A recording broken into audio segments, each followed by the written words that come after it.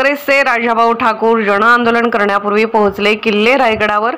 काँग्रेसचे नेते राजाभाऊ ठाकूर आज माणगावमध्ये ईव्हीएम संदर्भातील घोळ प्रकरणी जन आंदोलन करणार आहेत। तत्पूर्वी त्यांनी किल्ले रायगडावर जाऊन छत्रपती शिवाजी महाराज यांच्या समाधी स्थळाचं दर्शन घेतलं आहे। यावेळी त्यांनी पाचाड जवळील मासाहेब जिजाऊंच्या राजवाडावरील समाधी स्थळाचे देखील दर्शन घेतले। यावेळी त्यांच्या सोबत त्यांच्या पत्नी, मुलगा आणि त्यांचे सहकारी उपस्थित होते।